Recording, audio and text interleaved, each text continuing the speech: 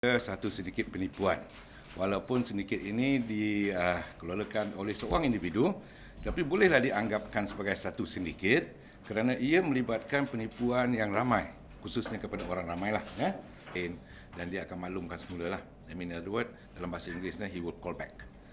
So in meantime, dalam masa yang sama, suspek ini akan menghubungi balik pemanggil-pemanggil dia tadi, dan selepas dihubungi mereka akan beritahu you have to put some money lah, ataupun memasukkan duit dalam bank account yang diberikan, ya. Dan ada pihak-pihak yang telah pun memasukkan wang yang banyak, dan adalah jumlah-jumlah yang telah ditetapkan. Kemudian apabila wang ini telah dimasukkan, mereka suspek ini tidak lagi menghubunginya. Dan inilah bila keadaan ini berlaku, barulah mangsa ini dapat memahami bahawa ini merupakan satu penipuan, dan mereka membuat laporan polis, dan seterusnya kita telah menyiasat. Dan hasil daripada siasatan ini, kita telah menangkap mana yang telah pun saya katakan tadi, iaitu pada 27 hari bulan Mac yang lepas, asas maklumat yang kita terima daripada orang ramai, suspek ini merupakan seorang lelaki Cina berumur 30-an dan berasal ataupun menetap di Alustar, Kedah. Jadi suspek dipercayai terlibat dalam kes dalam 4 kes penipuan yang telah pun kita kesan. Mungkin lagi banyaknya kes-kes yang lain lah yang sedang kita siasat. Jadi hasil siasat, kita dapati bahawa suspek ini menjalankan kegiatan seperti ini sejak tahun 2005. Dan suspek juga dipercayai mempunyai 4 buah kereta mewah hasil daripada wang yang diterima melalui kegiatan penipuan yang dijalankan semenjak daripada tahun 2005 yang lepas itu. Jadi dalam perkara yang sama, kita dapati bahawa kita telah dapat mengesan kenderaan ini, dan kita telah merampas, ya, pada ketika ini ialah 6 buah telefon bimbit yang menggunakan nombor telefon yang digunakan untuk menipu mangsa itu, ya. Dan yang keduanya, kita telah dapat merampas 10 kad ATM, kad ATM dan juga kredit kad milik suspek. You see, they have got about 10 credit cards.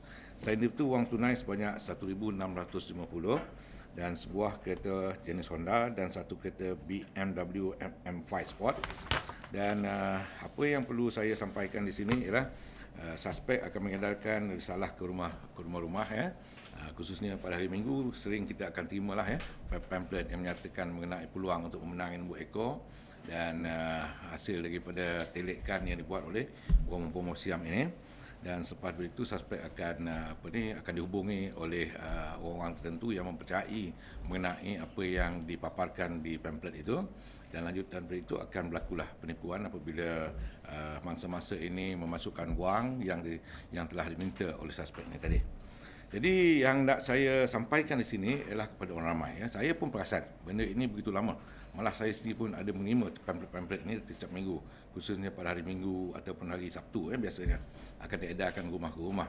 Dan saya memang mensyaki ini merupakan satu penipuan. Namun demikian, hasil daripada usaha yang dijalankan oleh Jabatan Siasatan Jenayah Komersial Kementerian Perak ini, kita telah dapat menangkap suspek yang tadi.